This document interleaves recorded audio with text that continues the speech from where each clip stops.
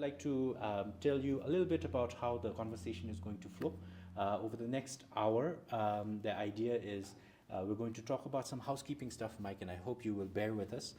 By housekeeping, we mean things about, how to open your Oro Bank account, things like that. Very basic things. And for more information, I think you could always go to their website and social media for that. So housekeeping stuff. And then after the housekeeping stuff, I want to ask you a few questions about the philosophy of Oro Bank and how it relates to the GMC project in general. And then beyond that, I thought you would, because this Bhutan Dialogue session and our audience as Loden, we have mostly an entrepreneurial audience. So I thought it would be a big chance wasted if I don't take this opportunity to ask you about your entrepreneurial journey as well. So we'll talk a little bit about that. And finally, we will end with some questions from the audience. So as Lobsang said, if you have any questions, please share them in the comment section, or if you need, you can share it with any of our Loden team members as well, and they will send them across to me. So thank you so much once again, Mike. And let's begin with something Lobsang mentioned. He said you are the leader of Asia's first full reserve digital bank. Now, could you help us understand what that means? What does full reserve mean, Mike? Yes. So first and foremost, thank you for inviting me. It's my honor to speak in front of, fellow entrepreneurs and aspiring entrepreneurs. So my name is Mike Kayamori, and I am the CEO of Oro Bank, and also in Bhutan, DK Bank as well. So Oro Bank is truly unique in its the system that it deploys, or the philosophy behind how Oro manage customers' deposits. So just at a very high level, right? So I think everybody here has a bank account, maybe a business account as well. But when you make a deposit, and just for simplicity, we'll use US dollars, right? So if you open an account with any bank in the world, even banks here, banks in the US, and you deposit $100, the bank does not keep that $100 as reserves. Typically, it will keep 3 to 5% of that deposit. So if you deposited $100, the bank will keep $3 to $5. And the remaining $95 or $97, say $95, they lend it out, or they make investments, buy treasuries. The bank uses that money, the customer's deposit, to generate revenue for themselves.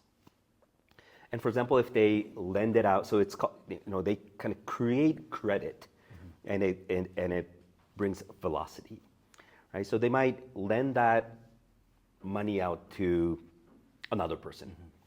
And say that person or that business comes to deposit that money to the same bank.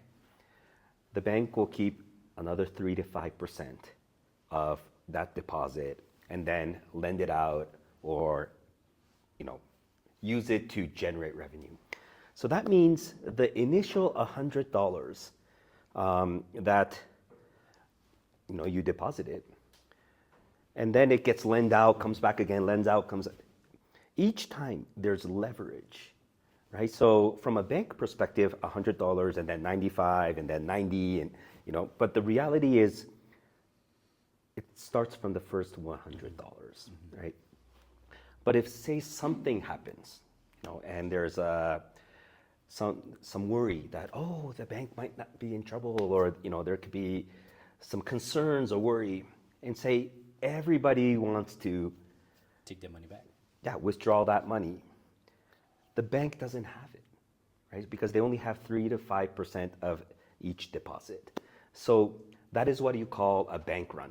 So if there's enough people who want to withdraw their deposit at the same time, it creates this liquidity crisis. And almost every 10 to 15 years, there's always been a banking crisis or a financial crisis.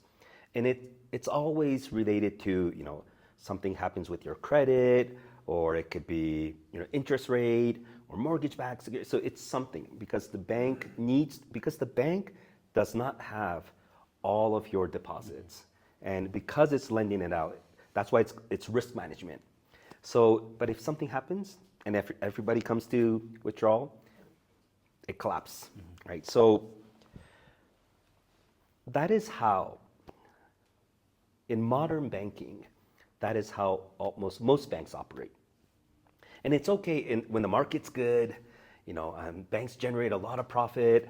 Everyone trusts the bank. Everyone trusts the bank. But then if something happens, suddenly taxpayers come in or the bank fails. And it happens almost every 10 to 15 years. So I went back to first principles. If you're a customer of a bank, you want that bank to be safe, that it will always be there, that you can get your money out when you want to.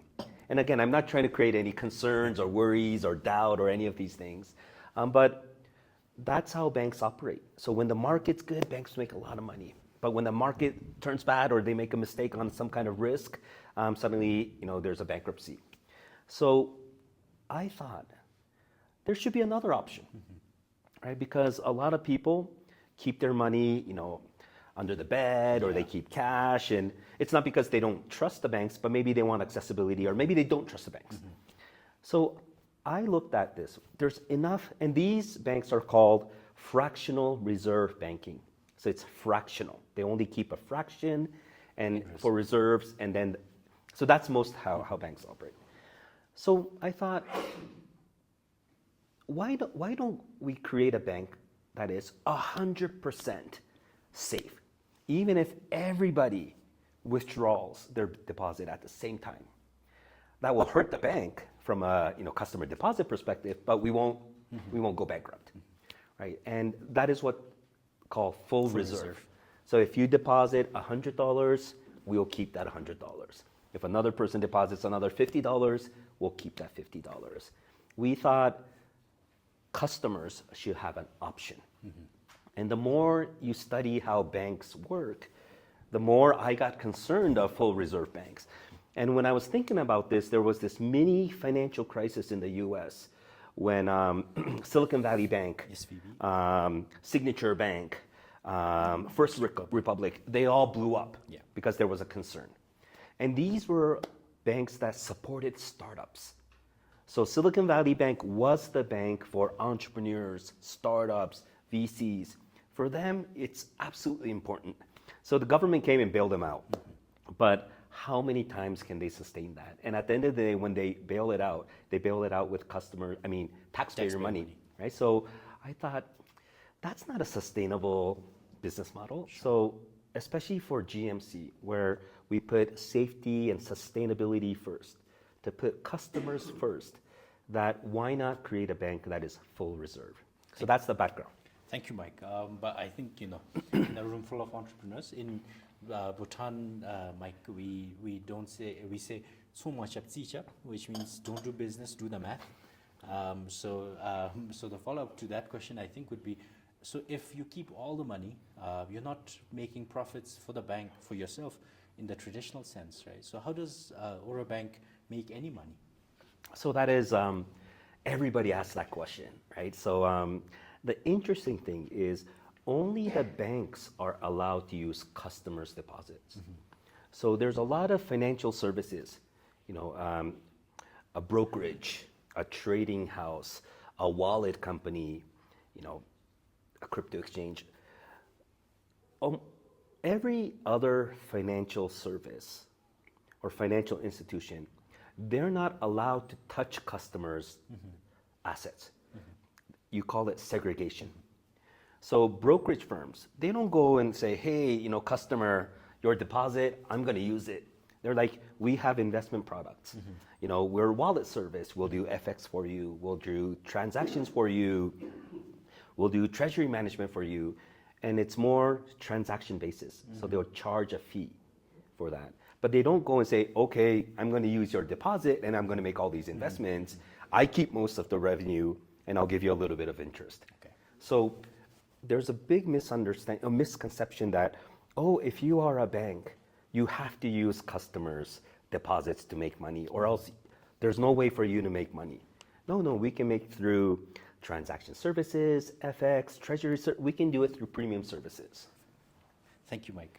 Continuing on with the housekeeping questions, one question that kept popping up is a lot of resident Bhutanese are, including myself, are unable to make bank accounts yet. Could you tell us about why, and maybe, if possible, in the future, if we will ever be able to make bank accounts? With Oro, you're talking about with Oro? Yes, for resident Bhutanese. Oh, that's a great question, right? So I would say, so when you look at Bhutan, how many banks does Bhutan already have? 6. 6, right? That's a lot for a population of 700,000 or 800,000. And so there's no need for another bank. Actually, there should be more consolidation. And by the way, we have a sister bank called DK. Right? So DK is the digital bank for resident Bhutanese. And there's going to be a lot of interesting, products and services from DK as well. And Oro and DK, because we're sister banks, we will cross-pollinate.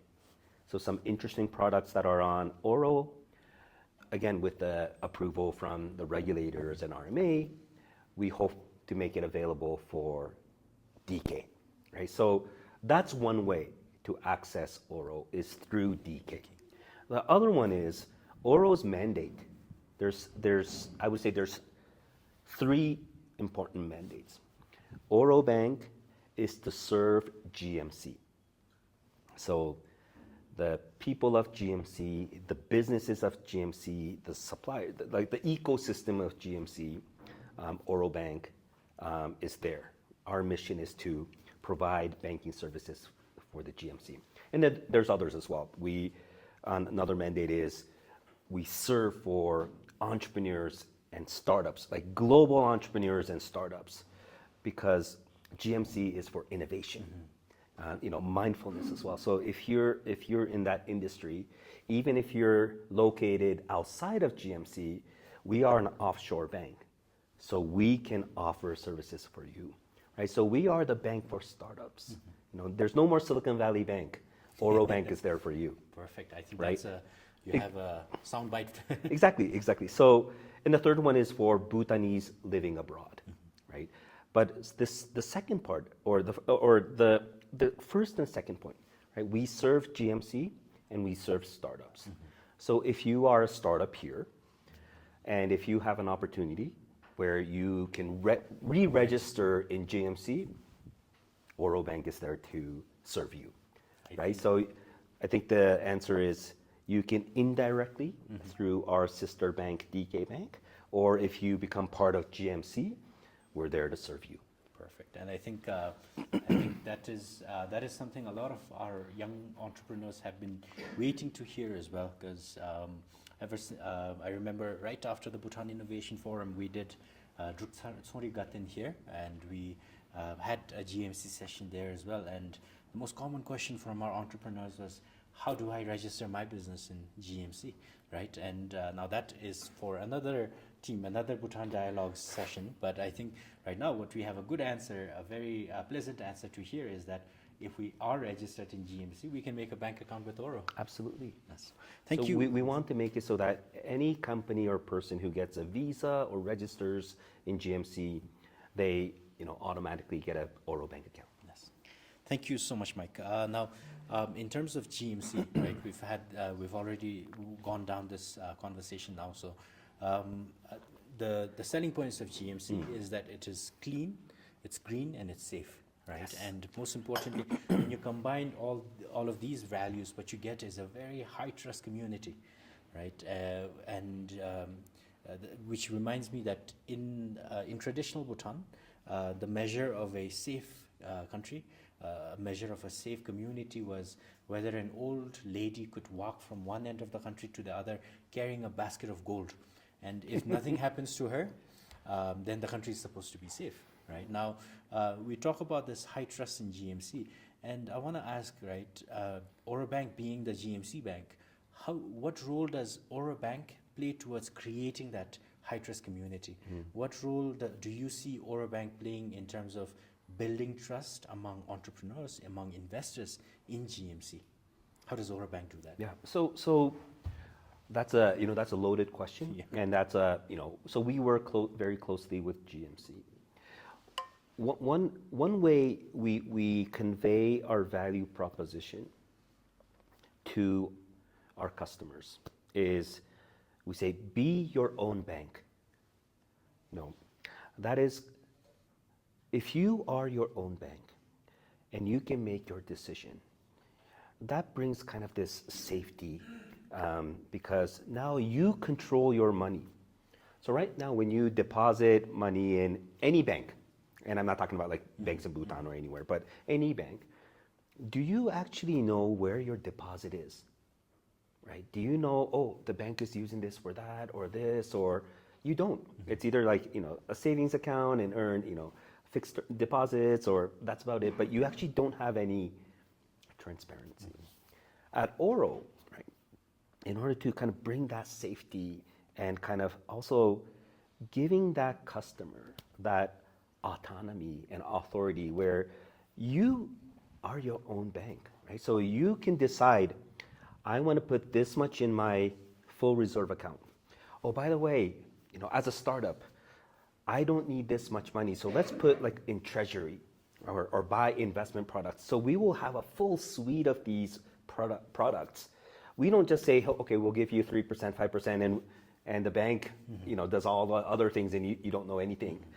We make sure that the customer decides all of the important things. They have 100% visibility into their money, and they will decide. So we actually want our customers to feel empowered that they are part of the bank, so that they make their decisions on their own deposit. And that, I think, is the ultimate safety, right? So if you have your money in your own, mattress or your own vault, you decide, okay, today I'll take this much out and I'll use it for this. Maybe I might do this. Similar, you can do that with Oro. And that's how we make sure that we kind of, empower our customers to be and make their own decisions.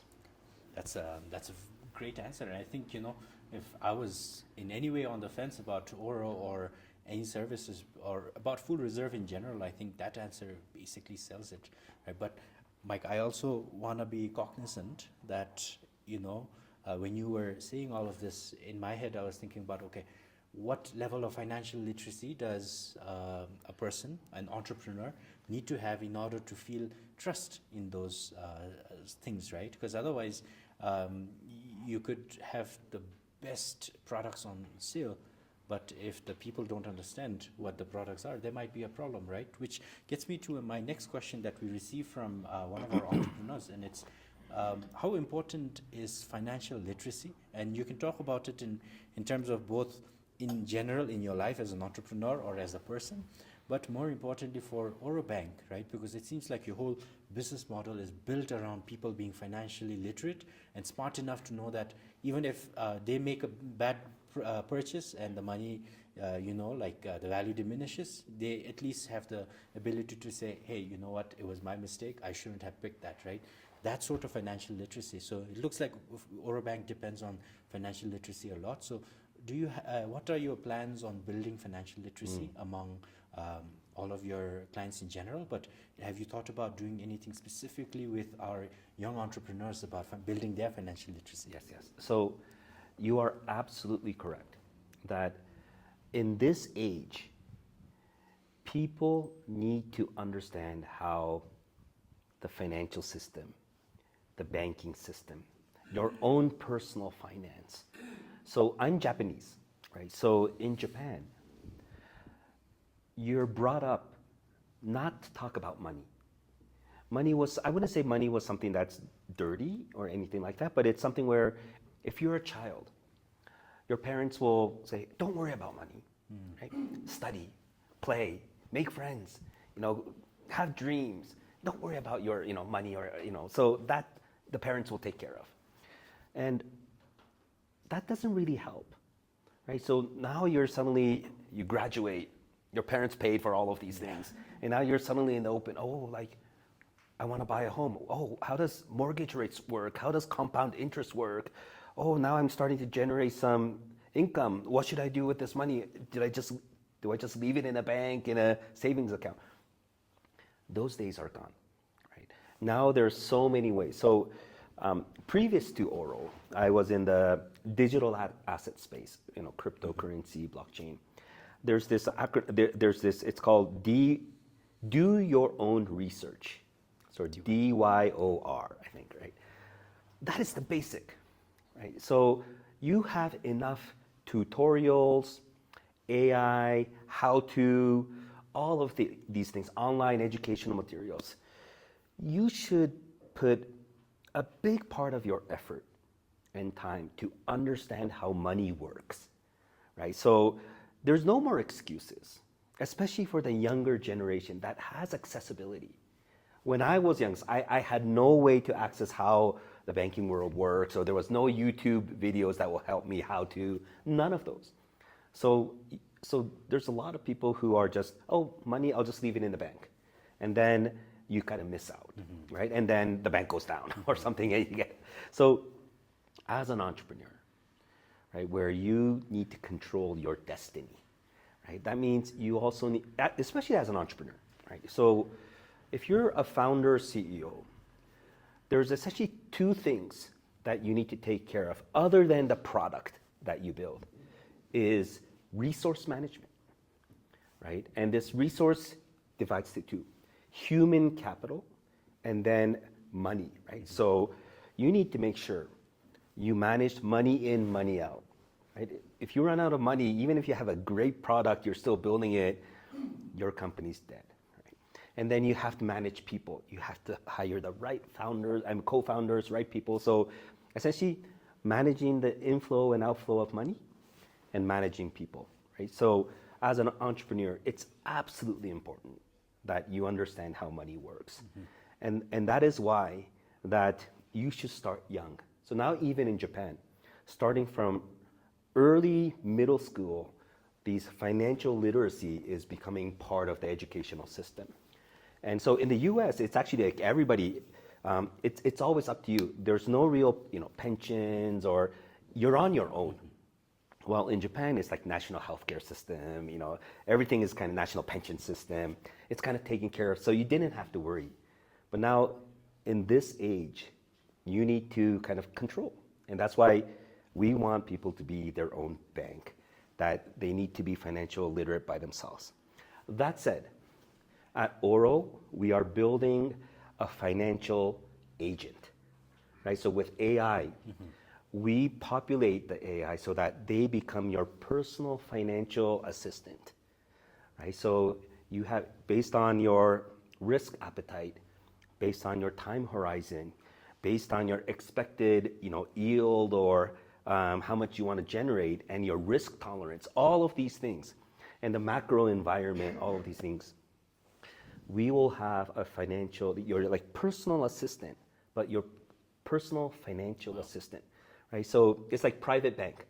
Like if you have enough wealth, there will be a private banker who will say, oh, okay, so Mr. Mike Kayamori, like, how can I help you? Or how much do you want to invest? Oh, is it 3 years, 5 years? Are you a big risk taker? Are you not? So, but AI is better than that. And that person only works like 9 to 5, right? But now AI, they will be available for you 24/7. And in the future, they will do it on your behalf. They will, but until then, it will be more like a personal assistant. So as part of Oro, it's still not there. It's in our pipeline, but we are looking at. Do we know a timeline for when? Oh, within this year. Wow. Within this year, right? Because with now, was it DeepSeek or the new? There's so many new LLMs and AI that are. It's pretty amazing, right? And they will be better than any, private banker or financial advisor, right? So my long story short is you have to do your own research. You have to educate yourself, but then there's these tools that are available for you, and Oro will be providing those for you as well. Thank you so much, Mike. Now, I have a small request to make of you because, as a Bhutanese entrepreneur and as someone who's who works with a lot of Bhutanese on a regular basis. What I can tell you about our Bhutanese people is that we're not the best when it comes to doing our own research, initiating our own research.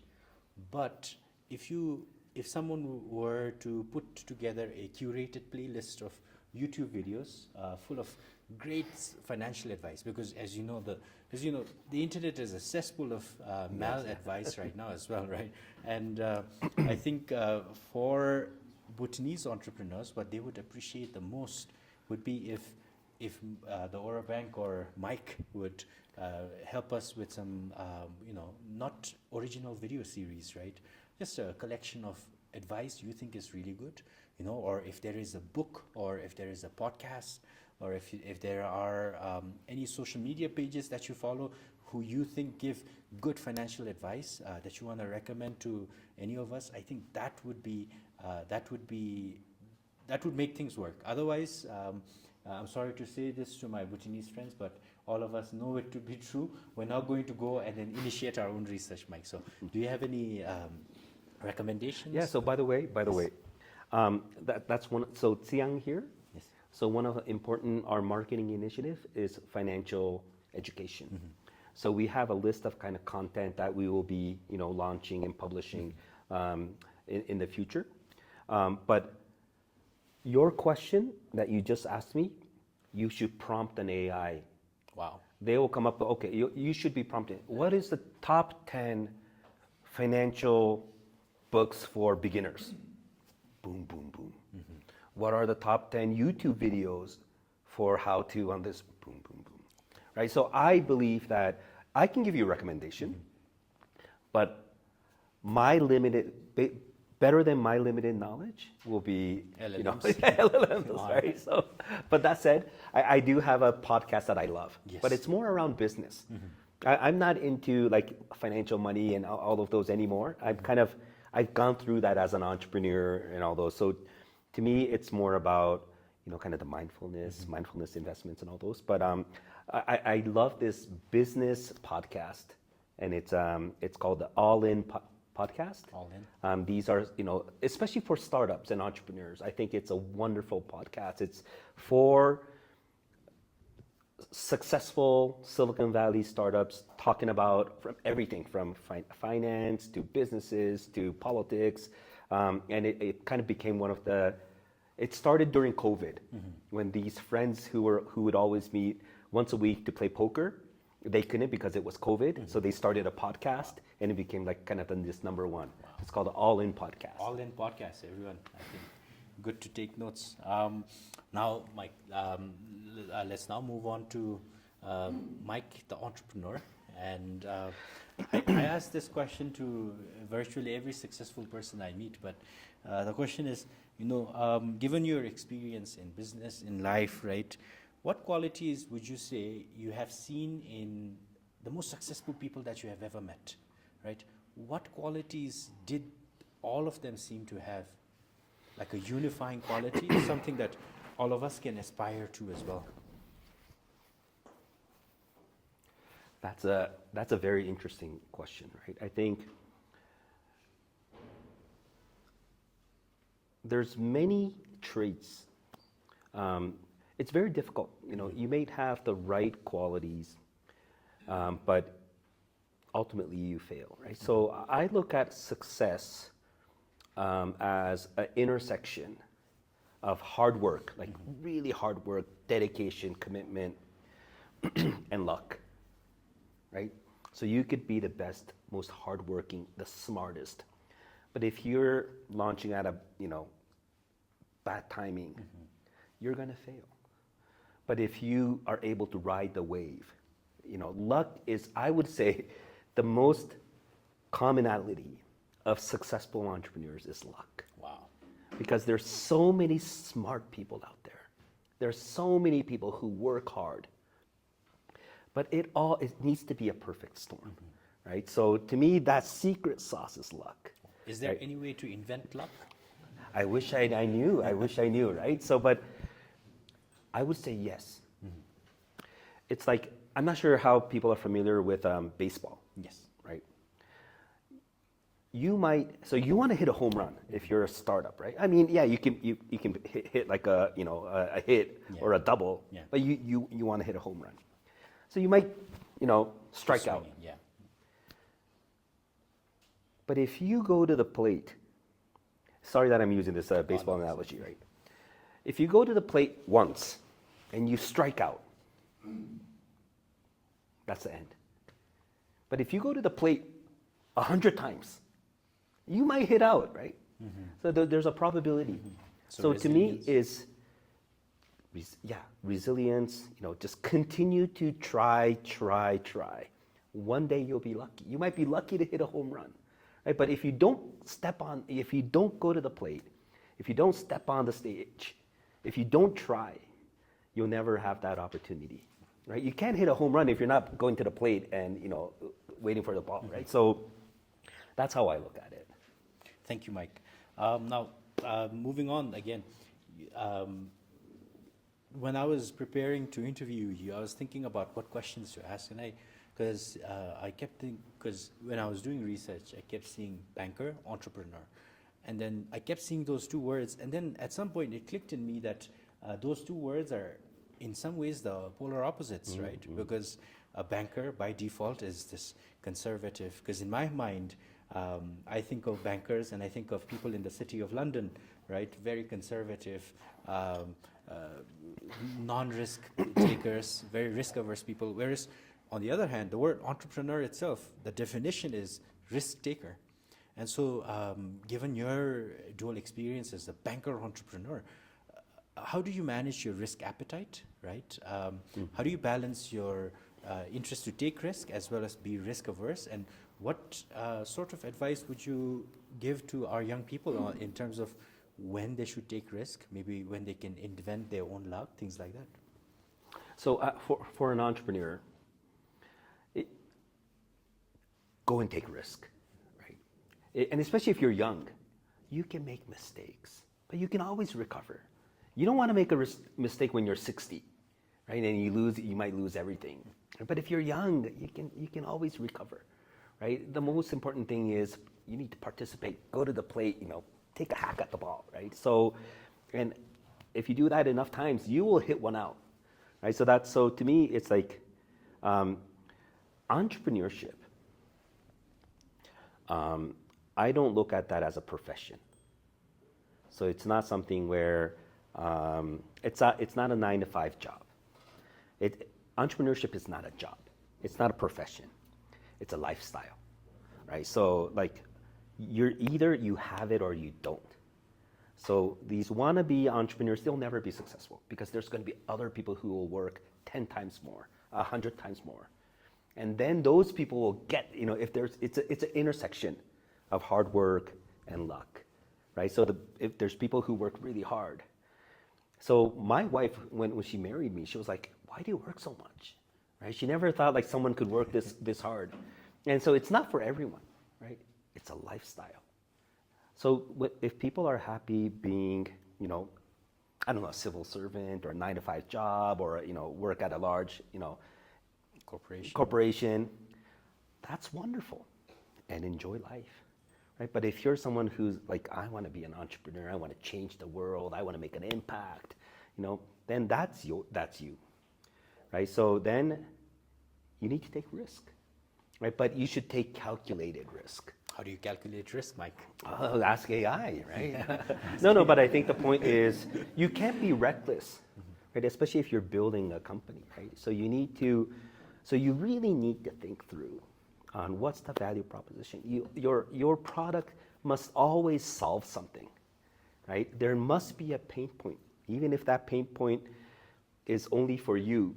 If there's enough yous out there, then there are enough people who want that product because it's a pain point. Yeah. So it always needs to starts from like solving some kind of a pain point or something where you feel like, oh, this should be done a better way. But going back, right? Banker. You say banker and entrepreneur. I don't put this equally. I'm a banker that supports entrepreneurs. I think I've done my time as an entrepreneur. By the way, this Oro, I'm doing it as an entrepreneur, but I think entrepreneurship should be for more younger generation. And I want the entrepreneurs to focus on their product. Not saying like, but not being financial illiterate, right? You need to understand those things. But for example, if you raise money or you want to focus on your product, then we want to be the bank that supports entrepreneurs, right? So that, oh, okay, I want to park this money for the next year. I have enough for working capital. So for this one, the AI agent will say, oh, okay, Mike, you have 1 year of your time horizon. You don't want to lose that because you want to use it for your working capital. So I want low risk, 1 year, and I want a yield of 10%. Then the AI will come back and say, these products might be good for you, right? So how I look at it is I'm done being an entrepreneur. I want to be the bank that supports entrepreneurs. Wow. Thank you, Mike. So let's say we've taken a risk, we've built a great product, we've started a business, we're entrepreneurs now. Now, another question is, when someone looks at your work history, right, I think you've worked at every level of zero, right? From 1,000, 100,000 to millions to billions as well, right? So in terms of that expansion, right, in terms of that scale up, because the buzzword among our entrepreneurs these days in Bhutan is scale up. Everybody wants to scale up. People feel ready to scale up, but first of all, they don't know how, and they don't know what to expect because there's not a lot of Bhutanese who have already taken that route. Now, as someone, not in Bhutan, but as someone who has worked at various levels of zero, what would you say was different? What would you say you had to do differently when you were managing billions that was different from millions, that was different from $100,000? You know, basically, how does an entrepreneur, how does a business person have to evolve themselves to be ready for different levels of zero? That's a good question, right? So I had success in my life, but a lot of failures as well, right? I think it's very rare for an entrepreneur who's good at starting from zero, so 0 to 1. That's a special talent. You need to be creative. You need to be able to start something, right, from 0 to 1. Maybe with experience and with like having advisors and a properly functioning board, that person can go from 0 to 1 to 1 to 10. That's possible. Then if you're really good, maybe you can scale from 1 to 100. Right? But then you really need to be capable because managing, a startup with 0 resources to creating a product, to now it's like growth in sales and people management. Not all entrepreneurs, most entrepreneurs are actually not good at that. So they bring professional CEOs and all those. I mean, I'm talking about more Silicon Valley, right? But even that, it's very difficult to scale from 100 to that 1,000 or 10,000 in terms of, I'm talking about employees or, scale, right? So my take is, don't even worry about that, right? Go from 0 to 1 and then 1 to 10. And then if you have enough on your value proposition, there'll be people who will say like, I'll help you out. I'll give you capital. Oh, do you need a CFO? Here's a good CFO. If you need a good marketing person, there's a good marketing person. So the important thing is, so the most precious in this 0 to say 10,000 is that 0 to 1, someone who can create that. These people are rare. There's a lot of people who will scale from 1,000 to 10,000 or 100 to 1,000. You go to like Harvard Business School, Stanford Business School, there's a lot of people who can do that for you. But there's not a lot of people who can do that 0 to 1. Wow. And I look at entrepreneurs as people who can do that 0 to 1 and from 1 to 10. And then there'll be other people who will help you out. Thank you, Mike. Now, we're coming to a close, we're very close to the end of our session, but something that I've been personally thinking about, as you know, being an entrepreneur, but wanting to contribute to the GMC project as well. And in a lot of ways, I realized, you're an entrepreneur who's trying to help this city building project as well, right? So my question is, how do you align your personal ambitions, right? Your goals in life, your objectives.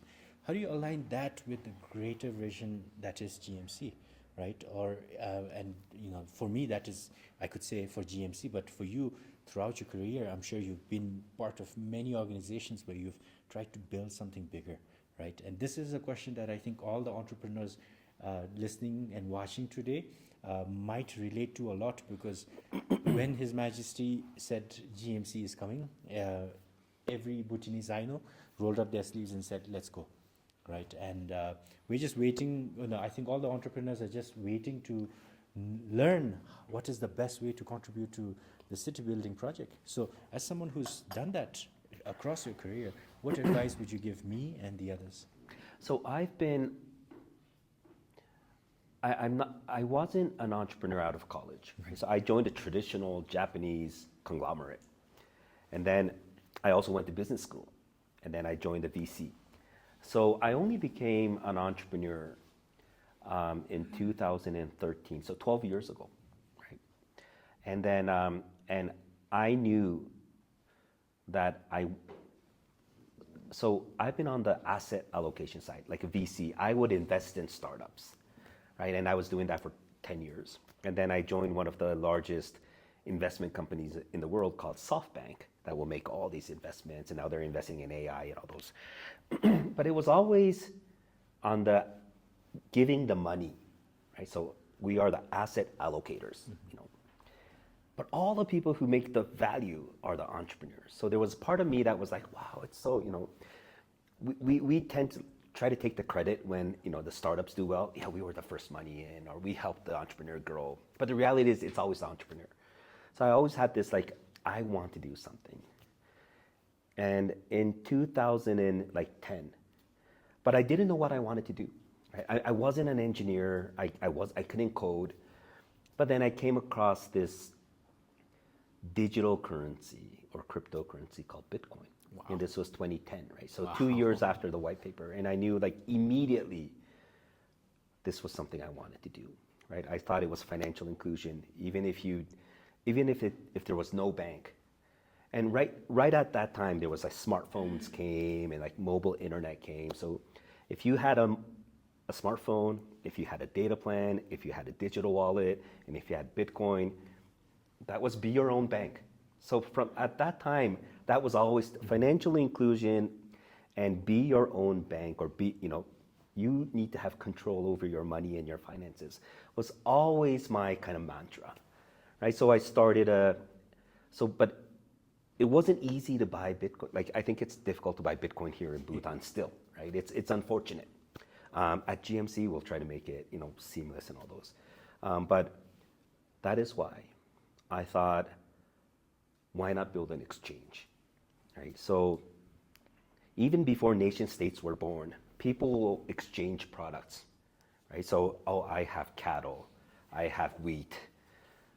But it's difficult. Mm-hmm. If it's exchanging wheat and some kind of other, rice, it's kind of similar. But if you're trying to, one's cattle, one's fish, one's wheat. So they created a common medium of exchange, like a currency, right? So to me, how can people buy Bitcoin?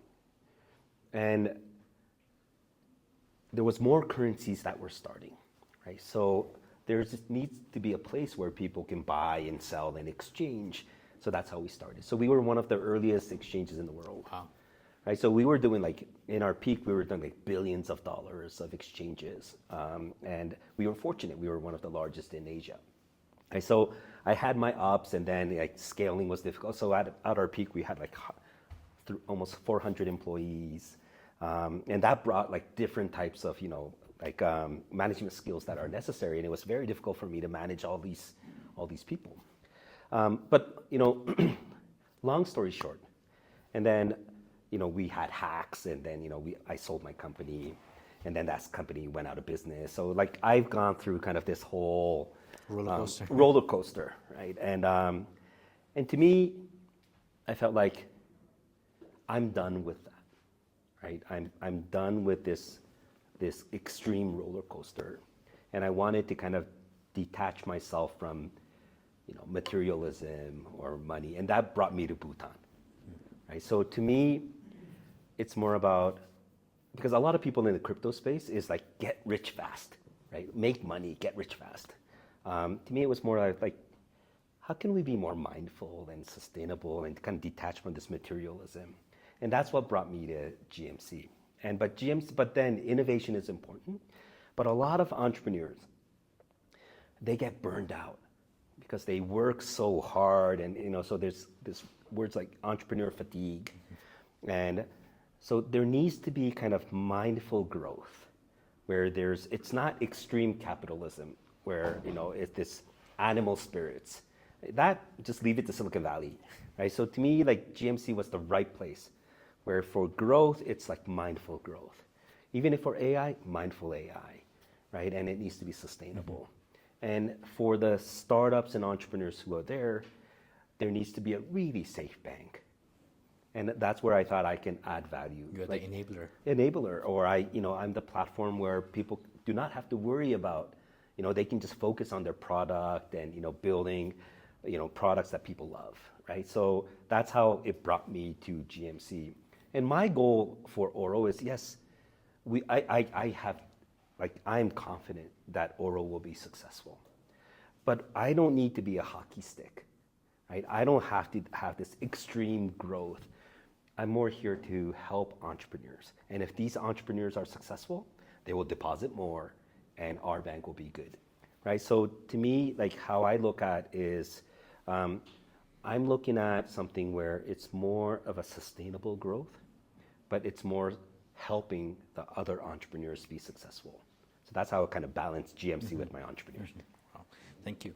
Now, we're very close to the end. So one question that I try to ask all Chilips, all foreigners that I talk to about is, now that you've been working in Bhutan for a while, Yes. And I hope this is an honest conversation, because I think there are a few things. Everyone in this room, everyone watching realizes that, there are a few things that Bhutanese need to learn, especially when it comes to professional work ethics.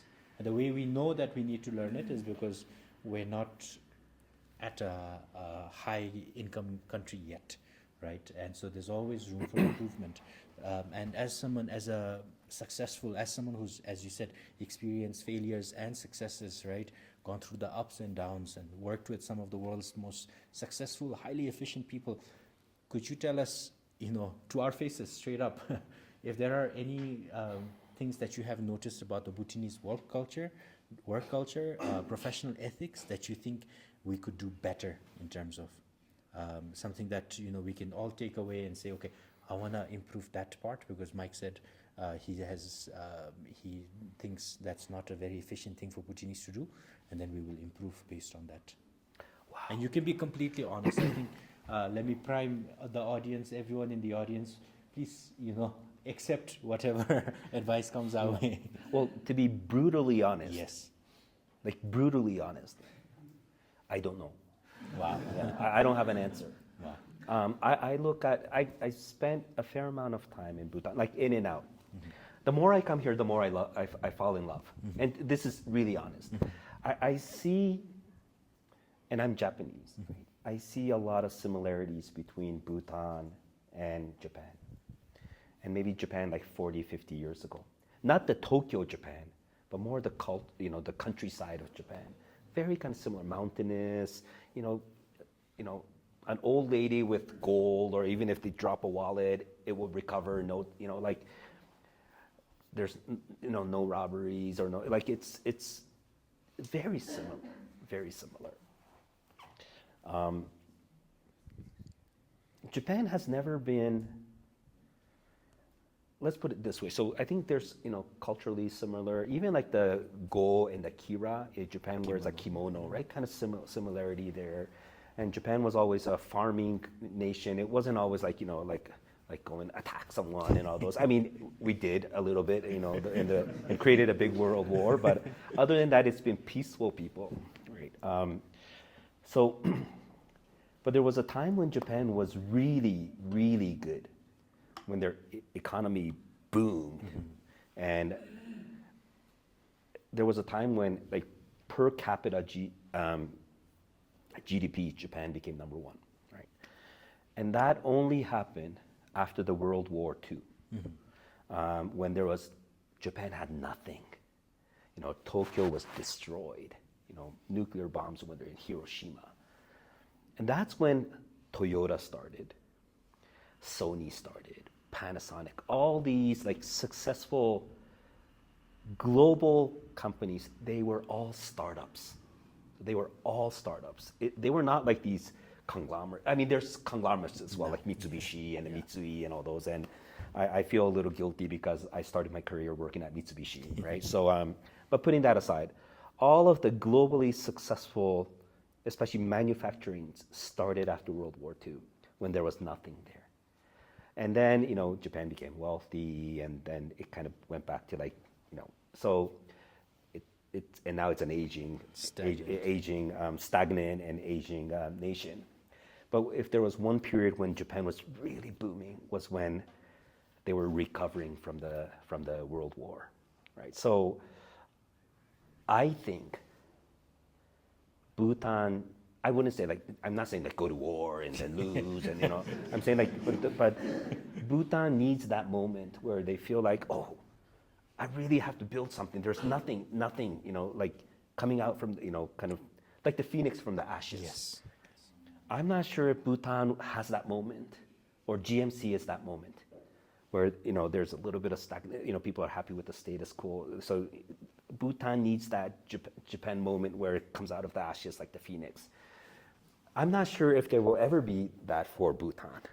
So brutally honest is I think Bhutan and Japan are somewhat, you know, similar. And unless you're forced into that environment where there's nothing there, you have to build something. That's when entrepreneurship starts. And I hope Bhutan can achieve that kind of an environment without, you know, kind of losing a war or going into something like that. Maybe it's a mental thing, right? Maybe it's a mental thing. And maybe that is GMC, where there's nothing there and it's startup environment now. Then that GMC could be kind of that, you know, that recovery that Japan had. And other than that, I just don't think like a lot of countries want to recreate Silicon Valley. They want, hey, like even Japan, we want to be the Silicon Valley of Asia, and Singapore wants to be like that. You know, Silicon Valley is not Silicon Valley of the United States. Silicon Valley is Silicon Valley of the world. So every the most smartest and best and the brightest entrepreneurs, they go there. All the capital is there. All the enablers are there. So Silicon Valley is Silicon Valley of the world. So it's not like you can recreate Silicon Valley here and there. So there's no way I think you can recreate like Silicon Valley in GMC or anywhere, but you can create something that is different. So that's how I look at it. So don't try to be like a Silicon Valley or don't try to compete like that. Compete in a different way. And I think GMC is a great opportunity for that. Thank you, Mike. And I actually very deeply appreciate what you say about, you know, the need to create that mental space where everyone feels, all of us feels that urgency that we have to do something different now. And you know, like we said, maybe it can be a mental thing. Maybe all of us can believe that we've lost a war and are trying to rebuild. Right? Again, I'm not sure if that's a good, you know. But you know, actually, and this may sound negative in any other context, but in a lot of ways, we're actually there already, right? In 2022 and 23, we had close to 30% youth unemployment rate. In 2021, we had a negative 10.9% economic growth. You know, we graduated LDC in 2023 December, and one of the first impacts in 2024 is that grant money is down by 25%. The overall remittance amount that we're getting from our friends in Exodus has gone up, but if you count the per capita remittance per person, that one has gone down as well. The number of people who have left the country, the number of people who continue to leave the country right now, I think it is no short of creating that environment of urgency, right? So marrying what you've just said with the situation here, I think this is actually a very good place to be, right? It's a terrible place to be actually, but it's actually a great place to be as well, because now we have that urgency with which we need to rebuild the country. Yeah, the sense of urgency. It's here. Right. So maybe it's not only the intersection of hard work and luck, but that sense of urgency that kind of mixes all these things together. Yes. But I think one more important thing is there needs to be success stories, right? So for entrepreneurs, right, there needs to be someone you want to aspire to become, right? In the U.S., there's plenty, Steve Jobs, and now with AI, Sam Altman, and it's really important that there's like entrepreneurs who are successful, so that fellow entrepreneurs feel like, if he could do it, I can do it, right? So there needs to be. That's why I think it's really important that there needs to be kind of successful exits, IPOs, being acquired, and someone getting rich. And becoming rich in a good way, right? So that, if he can do it, I can do it.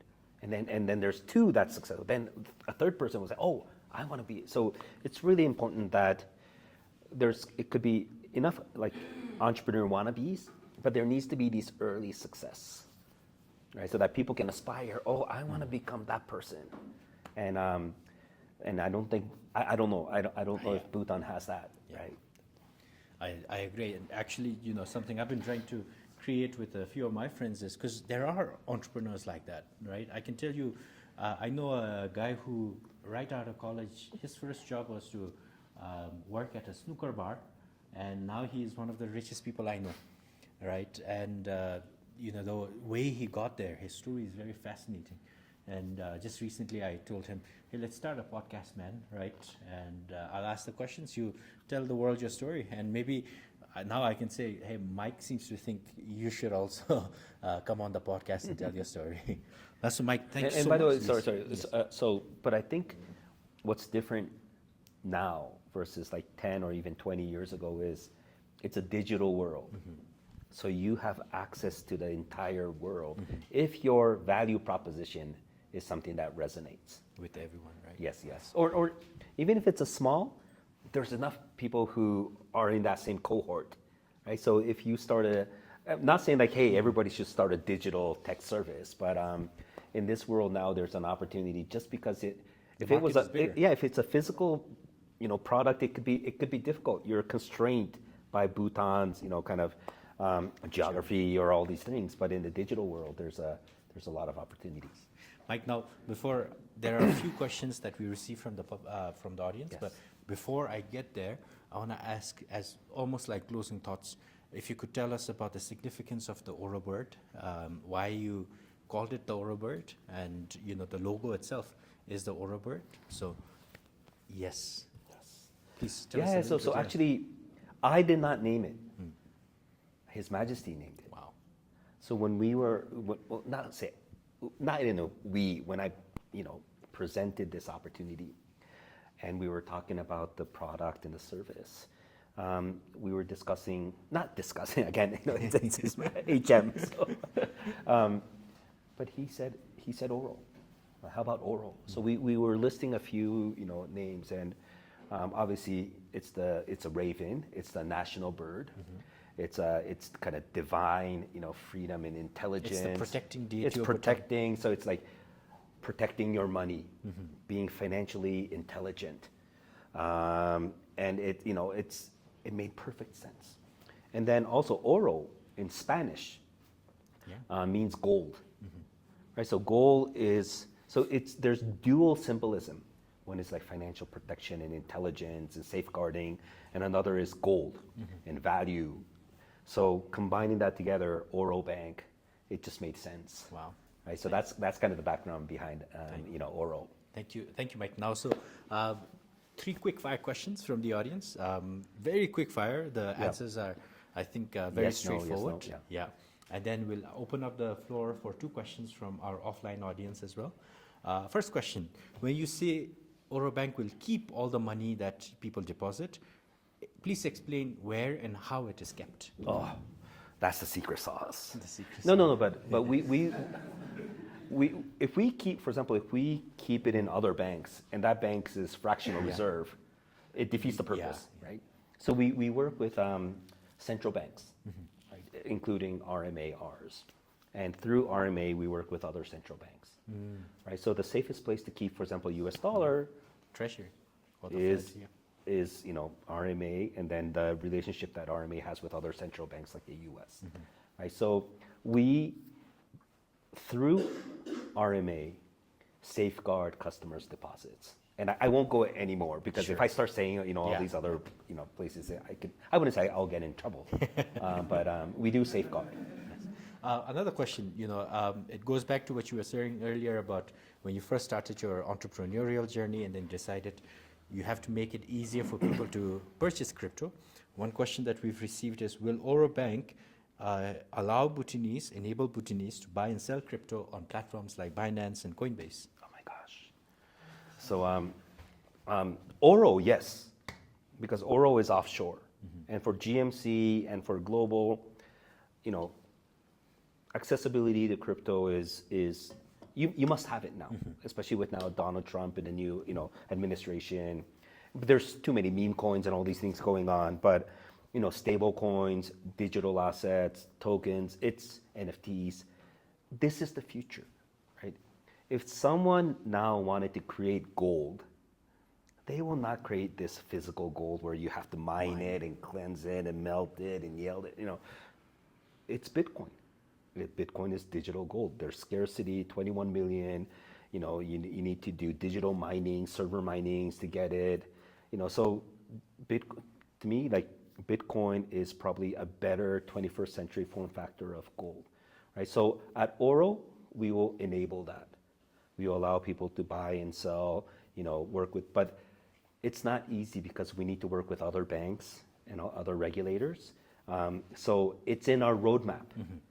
We don't provide that today, but it's in the future. Yeah. But not now, because if we do that, traditional banks are not happy about that. Sure.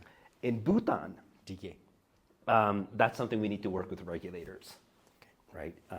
But if it's allowed, DK will be offering that. But again, we work with regulators on this. And I actually know that some people from the Royal Monetary Authority are watching as well. Ooh.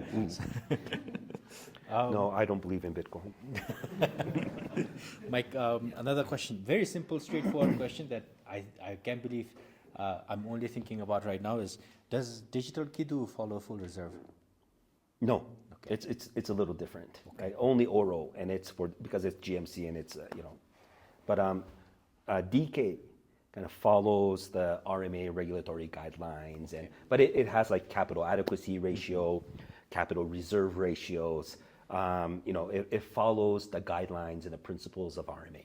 Okay, thank you. And I think final question from our online audience is, will DK and Oro eventually enable Bhutanese to invest in foreign stock exchanges? Oh my gosh. And RMA is watching. No, so if RMA allows, if you're watching RMA, if you allow, Bhutanese in Bhutan, and it's not only foreign stocks or ETFs or mutual funds, but also digital currencies, I think we should open up. Okay. And once, RMA guidelines or those, even if in some kind of limited way, right? So you can buy it, but you have to always, sell it and, get back in neutrum, right? So it's not like where capital flows outside and never comes back. So I think there's ways to enable it. And once, like RMA or regulators enable that, we're ready. Wow. Thank you so much, Mike. Now, we have very limited time, so I'll keep it to 2 questions only. We're already about 15 minutes over the time, but I think I'm enjoying the conversation at least, and I hope you are too. So we'll keep it going with 2 questions from the audience. I know Sherab has a question. Does anyone else have a question? Okay. Well, that's three. Three questions. Three? Yeah. All right. Yeah. So Sherab, can we start with you? Hi, Mike. My question being, since at the Bhutan Innovation Forum we had this discussion about TER being the official currency of GMC, just wanted to get it out there. How is Oro Bank working, or maybe if TER is what Oro Bank will operate on? Anything on that? Yeah. So yeah, TER is that's I wouldn't say it's an ambitious goal, but it's something where I think GMC, they have an opportunity to kind of start from a clean slate, right? So having its own currency or token makes sense. And then you think back, what should be the underlying asset behind that? And I think, GMC came with, why not gold? And eventually, maybe it might be digital gold like Bitcoin, right? So I think GMC made an announcement that they're going to have strategic reserves, and Bitcoin will be part of that. So Oro Bank as the digital bank, Oro Bank as the official bank of GMC, when TER is ready, we will be there. We will enable TER, allow people to buy and sell TER, and then hopefully within GMC, where TER becomes a national, Currency. currency, that people will be allowed to use TER to purchase or buy stuff, and becomes a tradable asset, medium of exchange, store of value. There's so much opportunity for TER, but we will not be the issuer or anything. We will, as a bank and a platform, we will allow people to, buy and sell and exchange TER. Next question. Thank you, Mike, and thank you for the information session. My name is Tanin Song. I'm a startup, a founder of Bhutan Healthcare. As you said, love favor me in a pandemic time where I started manufacturing face masks, where I've seen shortage of face masks in 50 in country, and we are the first one to manufacture. And as you said, we went from 0 to 10, and now we are into a middle scale industry within 4 years. And now, that's regarding my introduction. And then the question I would like to ask is, as an entrepreneur, how we can invest for to join a national building, as you the program going on with the Australian and other resident in our country. So, is there any opportunity for us who really want to invest in Oro Bank? Invest in Oro Bank or invest in GMC or? Either or. For the Oro Bank. So right now, Oro Bank is owned by, kind of HMS or, so Oro Bank is not raising capital, right? But in the future, they might, or we might. So it will be a decision of the shareholders or the board to decide how and when and from whom. And I think when that time comes, I think it will be kind of shared with the audience or the people. But I think the best way for businesses or individuals to invest in Oro is when Oro potentially goes public, right? So they do an offering to the retail or the individuals. Again, that decision will be made by the board and the shareholders. So I don't have a good answer for you now in terms of can you or invest in Oro today. I think that will be more friends. That's something more the board and the shareholders will decide. But if they do decide to go public and raise, we'll make sure that there's an opportunity that people can join. Thank you, Mike. Karan? I had 3 questions before attending this, but now I only have one. Yes, one please. So, the question was for Oro earlier, but now because you're a founder of DK Bank also, I was thinking, would DK Bank be open for business accounts? And in creating that, would it allow us to have foreign currency account, whereby it would become much easier compared to the RMAs where they have a limit to 3,000 USD per year on receipt now? So there will be limitations, right? Because it's an RMA guideline. I think it was $3,000 for individuals. So absolutely, DK already enables businesses to. There's business accounts, and there's foreign currency accounts as well. We don't publicize that yet in a meaningful way. Except this, right? Oh, yeah, except this and the online Live community, right? Yeah. So absolutely, one of the goals or aspirations of DK Bank this year is to really expand its business offerings to merchants, payment solutions, which will enable DK to kind of provide like a super app, right? So I think there's a big opportunity where it connects all these services, working with partners, right? So it's not like DK builds all of it. They want to work with entrepreneurs and partners so that DK can become the bank, can connect all these businesses together so that from a customer perspective, they can enable, because there's always a need for a payment or a solution or a settlement, and that's something DK Bank will be working on. The president of DK Bank is UT. He's an amazing individual. Lasula, thank you so much. Now we are only 30 minutes over the slated time, 20 minutes over the time from when we actually started. So I'd like to take the time to now formally begin the closing part. And thank you so much to Mike. Thank you. I think this session was incredibly insightful. It's always a great pleasure to talk to a person of your caliber and experience, but more so because what you said about your entrepreneurial journey and the lessons of your life leading you to come to Bhutan. I think that is the sort of story, the success story, right? That is the kind of success story that you were telling us we need to look out for as well. So I leave this conversation personally very inspired, and I think one of the first things I will do when I get back to office tomorrow is work with my admin team to start get us on DK because I didn't realize all of these amazing opportunities that were there. So thank you so much for coming here. If you have any closing thoughts, please do share it with the audience. Yeah, so I think first and foremost, thank you for inviting me. I enjoyed today's session, the conversation as well. I have the deepest respect I have is always towards the entrepreneurs.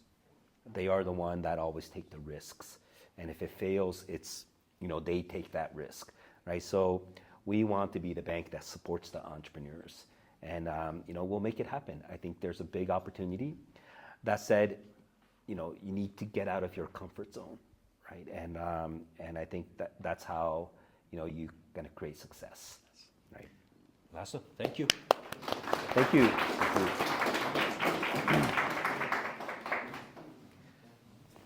Lasso, thank you so much. No, thank you. It Thank you. was amazing.